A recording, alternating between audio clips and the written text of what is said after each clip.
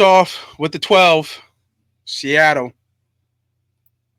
Um, I think number 4 for both of us is going to be interesting. I want to see where you are at number 4.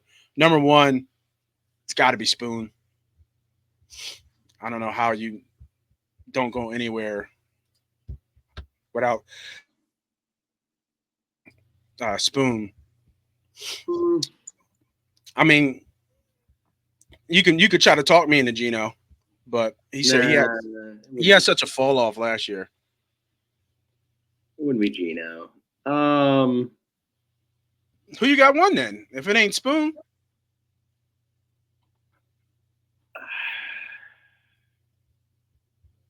sound like you don't want to say it. well, You better. so I hope you. Charles Cross is up there, and he's performed pretty well. Like he's been pretty good since he took over that job. But they spent money on Draymond Jones to kind of have him be that interior pass rusher, and he wasn't that. Dude, I don't know why, but the consistency and just always doing what he's supposed to do. Tyler Lockett, Interesting. but he's not. He's on my list. But he's not the most important player. But I'm gonna go off. I'm gonna go a little sideways here. I'm gonna go. Tyler Lockett might be the most important player on the Seattle Seahawks. Argument for that. It's tough to argue that. I mean, just you got to think like through the ups and downs. He's been there when they were good. He's been there He's when they Mr. were bad. Consistent. And he's just consistent, dude. Like he just puts up numbers. Like doesn't matter who the quarterback is. The dude catches. He catches the ball, and he's multiple highlights. He's due for multiple highlights a year. You could talk me in the Lockett. I have Lockett on the list. I just don't have him as 1.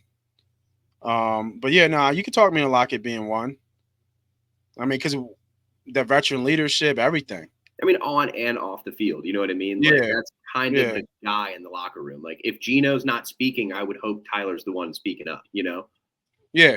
If he's that type of leader, too. Yeah, if he's a vocal leader. I don't know anything about him like that. But that's just kind of – I look at him and I just go, that's But he could be one of those example leaders. You just – you know what I mean? Just leads. Yeah. Just leads by example. But he is now what Wagner became in Seattle. Well, yeah, when Wagner was there, that was the obviously, but I mean he's the stay. Yeah. He's the mainstay. He's been through it for him. I just like he's like a. I like that pick actually.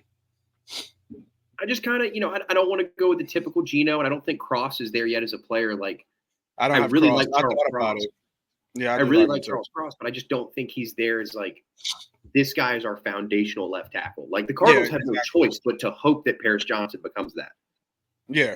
The Seahawks are kind of we're still kind of feisty, so No, I completely agree with that. I looked at Cross and I was like, he's filled the position, just haven't filled the shoes. Yeah, but he's had really good reps, man. I mean, Cross has had he's had really good reps. He's kind of in a loaded tackle class, which I know everyone uses that argument for young tackles, but I made this statement earlier. It takes a few years of development to see really what a player is going to do. He's steady right now. He's steady. Yeah. Completely steady. Yeah. Completely steady. What do you got? So I'm going to cross off Spoon at 1 and put Lockett there at 2. I mean, put Lockett there at 1, move Spoon to 2. But I have a feeling your 2 is going to be different than Spoon. No, because I think Spoon is the Lockett of the defense. Okay. And I really like McDonald. I think that they're going to find ways to use Devin Witherspoon all over the field. You got Tariq Woolen. You got an outside corner there with speed. Woolen's kind of got to tighten up a little bit as a player. He's got to grow up a little bit. That was kind of part of the reason why he fell, even though he ran, what he ran at the size that he is. I mean, he's running DK Metcalf speed without the DK Metcalf muscle, but at the same height. Yeah, he's 6'4", right? Yeah, I think Woolen's 6'3", 6'4", something like that. Yeah. But yeah, I think Spoon's going to kind of be their foundational building block, which is not the way that I would do it or was taught to do it. It'd be an interior defensive lineman or a pass rusher or a linebacker, or well, it wouldn't be a linebacker. I can tell you that. I'm lying. It would be it would usually be a defensive lineman or a pass rusher. So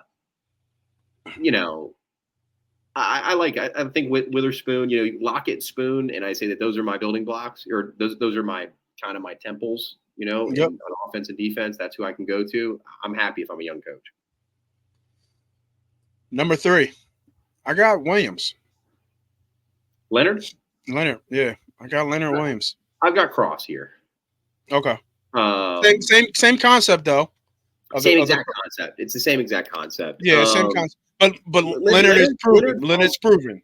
He's proven. He is, but he kind of falls under that Draymond Jones thing where they did not produce, like, they did not give back what the team spent on them, whether it was the trade for Leonard Williams or whether it's the money that Draymond Jones got. It's a scheme difference. Now you got a whole new regime coming in, so they're going to move some things around. They just don't. I mean, God, man, the more and more I look at this, though, I mean, Spoon, I guess if Spoon wasn't here, you could have Woolen as your number 1 corner, but, we just spoke on him and some character stuff.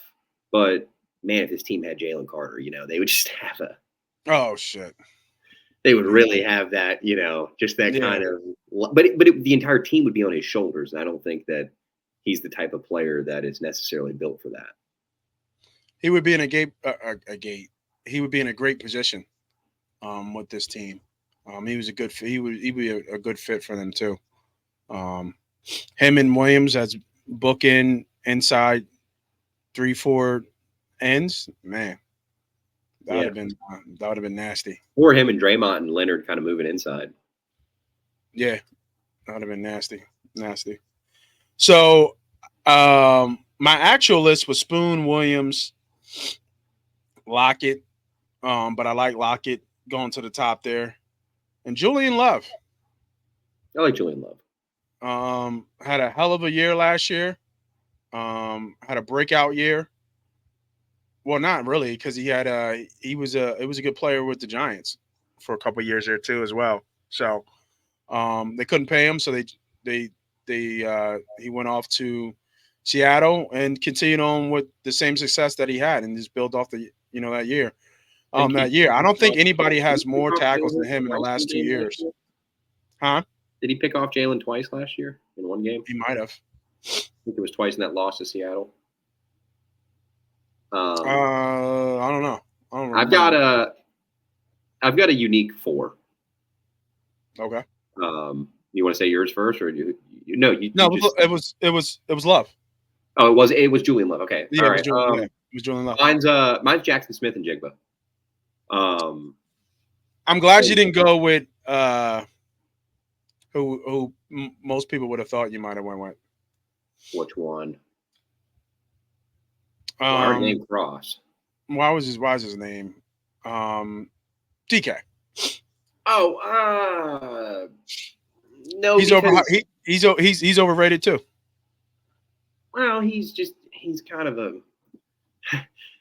I like DK, and I like DK too. Not like DK you'll ever see this, but you get a little emotional on the field, man. And at that size, it's just Yeah, that size, that much speed. You can maul any man. Just please, you don't have to go jawing and shoving and throwing into people's faces. I mean, yeah, and then he wears his pacifier as a mouth guard, like too much. I mean, it's all about the look. Yeah, what I was getting at though with Njigba though is Njigba needs to be Lockett for this team moving forward. Like they kind of need that change of. They need the passing of the torch. Like they need it, like because the entire weight of the offense can't go through DK Metcalf, and they know it. No, I can't. So with Kenneth Walker, you could talk about, but I just don't really think. I mean, I think they're going to use him, but I just think they're going to run the wheels off of him before they really, kind of move into a more like, hey, we're going to try to really dominate. Or not dominate, but we're just going to really go for a run here, maybe a deep playoff run. I just don't think that they see him as a foundational building block. And I could be wrong. I just kind of think they see him as a really good running back they're going to run the tires off of. Well, I mean, they got Zach. How do you say his last name? It's not Charbonnet. Chardonnay. Yeah, Charbonnet. Yeah. Charbonnet. Yeah, Yeah. Charbonnet. It's like a Yeah. fancy wine, basically. Yeah. Charbonnet. Yeah. I just it didn't. I looked at it and I was like, I know that's not how you say his name. I know it's fancy. But I mean, when you look at this roster, I mean, and then playing in the 12, you know, they can make a little bit of noise. Obviously, they're not the best team in this division, but they could be the second best team in this division.